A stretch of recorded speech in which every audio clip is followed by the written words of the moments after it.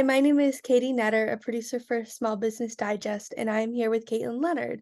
So, Kaitlin, as we ask all our guests on the show, can you tell us about your personal background, and tell us about your company and your website?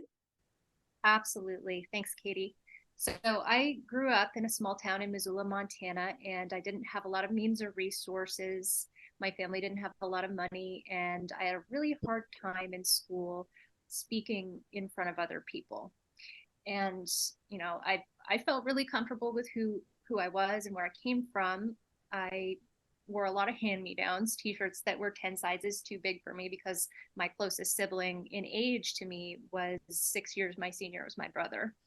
Um, so I felt like whereas I fit in with my family, I stuck out like a sore thumb in school. And so I really just felt shy and nervous being in front of other people. Anytime I was asked to speak, I would get really wild heart palpitations. I would get sweaty palms, a nervous stomach, you name it, the symptom, and I got it.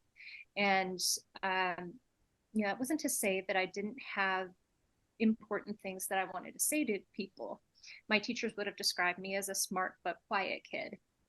And so, more often than not, I would just sit on my hands in class. I didn't raise a hand because I didn't have the confidence to do so. And so, I realized really early on the power of finding your voice and authentically connecting with people. And fast forward to later, when I was a professional in senior management and clinical operations, that piece became really, really important. I had been developing myself over years and working on speaking with other people and speaking in front of people, leading team meetings and so forth. And I got to the point where I was really great at speaking in front of others, could command a boardroom really comfortably. But what I noticed as we're in the technical age now is that the people around me were highly distractible. And so what they would do is I'd start talking, and after probably a minute or two, probably less actually, they would start taking out their cell phones, checking the time, checking text messages, and so forth. And so as a senior manager, I realized that it's much more compelling and impactful if you can authentically connect with your audiences. So not only should we become very comfortable as public speakers if we have a message, if we have a voice, if we have something to say, but that authentic connection with our audiences is so important. So that's where it came from originally, and that's where I went. I also was very young when I started taking up leadership positions. I was probably in my early 20s when I started management positions. And I learned a lot as I went. I didn't have a mentor early on. Thank goodness I do now. But early on, I kind of relied on my own instincts to help me out. And I literally made every management mistake in the book. I left elephants in the room. I micromanaged people who really shouldn't have been. I didn't hold people accountable. You name it, I did it. And part of that, I think, was also not having my voice.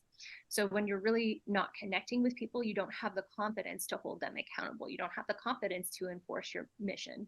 Um, and helping, finding your voice and knowing yourself, you start connecting with people and you're able to better do that. Yeah, so that's really interesting. So, can you tell our audience why you decided to found your company? Tell them a little bit more about your company, and I guess what did you see missing in the business environment that inspired you to found your company and take this action? I love that question. Thank you. Yes. What did I see missing in the environment? So, as a senior manager, I often identified that people had communication problems. So, communication was always a problem, but never a priority. So, it's like, well, if we have a little room in the budget, then we'll go ahead and spend some time and money on this and some resources on this. But far and away, it wasn't a priority. I started talking to my peers and I realized that the same was true for them. Other people who were in lateral positions in entirely different industries were having the same exact problems that I was, where their teams were not communicating well. And so I did a little digging and I said, okay, how are we solving this problem? As people who are in C-suite, as executives, as higher ups, what are we doing to develop our people? Because that is really important. And The one resource that I got was sending them to certain leadership trainings and workshops. So I tried that. I sent a number of our people, and I actually went myself too, just to check it out. I don't like recommending anything to my team that I haven't done myself. So I ended up going to these workshops and these training seminars. And what I found was that while they provided really great leadership training in the moment, they failed to provide follow-up support for the people who attended them. So that was one issue. And then the other issue is that oftentimes what they would do is they would take a person from their company and bring them on site somewhere else or over a Zoom meeting somewhere else, and they would mix them with other companies. So in that way, we didn't uniquely get to work on the issues that were happening, like the dynamics that happened amongst the team members that were a problem in their communication. And then the other thing is that they didn't get to work on actual themes that kept coming up in the company. Was it confidence or was it integrity that was the problem? So that's something that Finding Your Voice Communications does uniquely, is that we go on site and we work with the company and the teams in their environment and in their team dynamic to address the actual issues. So it's a little bit one part team development and one part almost business therapy, I would say. So that's something that we do a little bit different, is we show up on site and we also provide support afterwards. So anybody who attends our workshops, we have a speakers club that we allow them to come to for 6 months afterwards. We invite any participants to come at no charge for 6 months, and they can practice those speaking skills that they've gotten and those communication skills. I think that's great. So, how did you leverage your past experience in business? How did you leverage these experiences to take action and provide services and leadership? Yes, that is also a good question. I think partly what I did was I started talking to people about what I went through and telling people my story. One thing that I felt in my early 20s in management was that I had to be so buttoned up all the time when I was in meetings, because I was a young woman in a leadership position. And so because of that, I felt that there was a little bit more pressure to not be emotional or personal.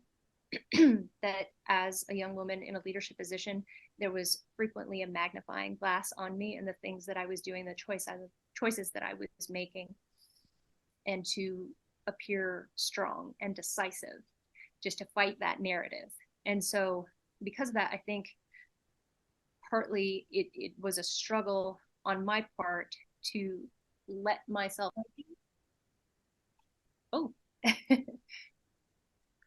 should I keep going? Yeah. I heard the recording thing again. Okay, I'm going to keep going. So for my part, I started to be vulnerable in my communications with my team. And I think that made a huge, huge difference in my ability to authentically connect with them.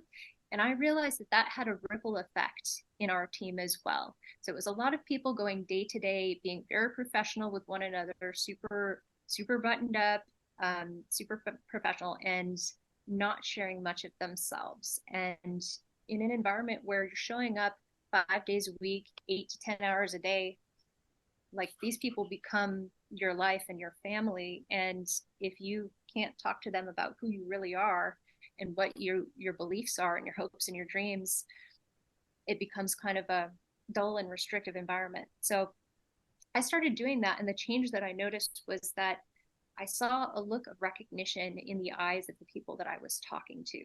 So instead of just coming to these meetings and imparting a lot of information and telling people my metrics and telling them, okay, here's the goals and our KPIs for next quarter, and here's what we have to do to get there, here's the key players.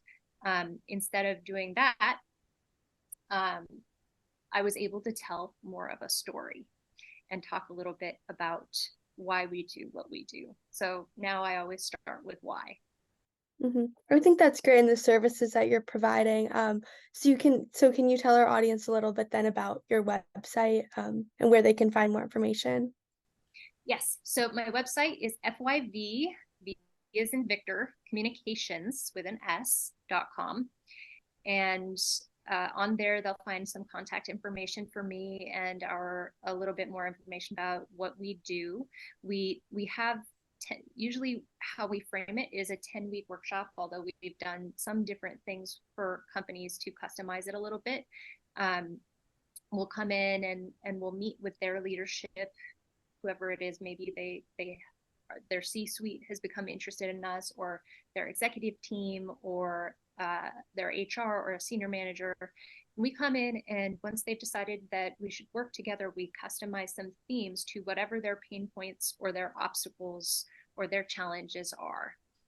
And so those themes might look something like integrity. Like maybe they're having integrity coming up over and over again. So many people have it as a core value these days. And so then we'll make integrity a theme, and 1 week we'll go ahead and focus on that. And so that will be what people speak on when we meet with their team members. And those workshops might look like 10 to 20 participants. So we'll sit down with them and we'll do strategic exercises in order to start them talking about it.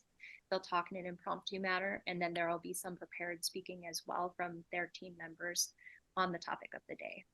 So usually we allow the company to customize 5 themes. So usually I'll have a call, or I'll sit down with them and we'll tease out whatever the pain points are. Oftentimes it's something like integrity, accountability, confidence, things like that. And then we have 5 that we believe are core themes that mostly have to do with communication and the words we use, and being direct with communication and clear. Mm-hmm. So going off of that, what kind of challenges did you face throughout your career, and how did you overcome those challenges? And how do you see your company find your voice helping people who are going through those similar challenges that you may have gone through earlier in your career? Yeah, I think that a lot of the challenges I faced in my career, the one that comes to mind first and foremost was that I was very isolated. So this is one I haven't talked about yet, is that as a senior manager, I became extremely isolated in my position. I was the first executive leader reporting to our CEO. So I was the number 2 person in that company. And what happened to me was, and I think this happens to a lot of people who are in higher up positions, is that the person I reported to would tell me, these things need to get done, right? And that's appropriate because they're the CEO of the company. And then as an operations person, I find out, a way to do it. Like I look at our goal and I look at where we're at and I look at the steps to get there. And then I start identifying key players and KPIs, and that's key performance indicators, and what things we need to be measuring in order to assess whether we've made that progress or not. So when that happened, I also started feeling pressure from the team under me. And I think at that time, I had 20 direct reports. With that company, towards the end, it was more like 9. But having that many people report to you is like kind of like herding cats, and you really want to make everybody feel special and make them all feel heard and develop their leadership potential and get what they need from you. But when you're managing that many people, sometimes you have to trust that they can lead with their intuition, and that they can do it on their own, that you've told them enough things and that they've developed themselves in enough ways that they can go on their own and come to you when they need something. So I think that was one of my biggest challenges as a manager, was being squeezed between the needs of my direct reports and the needs of the person above me, the expectations of the company. And a lot of people that I was managing didn't realize that. And as a senior manager, you can't go like complaining to people like, oh, my job is really hard. Like there's all these expectations of me, and I have nobody to talk to. So I think that's another thing about being in the position that I was in, is finding other executives, other people in leadership positions to talk to who are neutral to the situation. That's very important, I think, is being able to kind of unpack what's going on within your organization without politicizing it, or without endangering the reputation of the company or needlessly or something like that. Hmm. So going off of that, based on your experiences, what advice would you provide to small business owners who want to improve their leadership abilities? I so the advice that I would say is that everyone is at a different place, right? So I can't give extremely specific advice, but the one thing that helped me the most, if you take away one thing from today, is to develop yourself, invest in yourself. I know a lot of small business owners are already keen to this, but one thing that really helped me was starting to write with pen and paper. um, I think it's becoming a little bit of a lost art these days, but writing a couple pages a day, 10 minutes a day, really helped me develop my own voice, because it was a safe place where nobody's judgment was passing but my own. And I was able to practice just using my voice in whatever way I wanted to use it. And interestingly enough, your own handwriting says quite a bit about you. So my handwriting changed over that period of time as well, and got much bigger and bolder as I got used to taking up space with my voice. So if I were to give one kind of generalized tip, I'd say write. I think that's really valuable and interesting. So going off of that, do you have any special words of advice for female business owners in terms of confidence and leadership? Mm-hmm. I would say, we're standing on the backs of the people who made this possible for us in the 60s and 70s. So don't rest on your laurels, would be my advice. We have, as women, incredibly powerful voices. We have the opportunity to bring alignment to organizations. We have the opportunity to engage our workforces and to enrich the cultures of companies that we're with. So don't sell yourself short. Mhm. And going off of that again, so our audience is small, are people in small business. So, what do you want to say to women who are in small business so that they may better succeed? Mm. I'd say just to continue to develop yourself. Don't ever stop. Mhm. So our last question to guests on the show is always, what would you like to leave the audience with? So feel free as well to replug your website for your company, Find Your Voice, but again, also just add what you would like to leave our audience with today. I think what I'd like to leave them with is just to say an investment in yourself is never a bad investment. And finding your voice is one way to do that. Everybody's going to be somewhere different.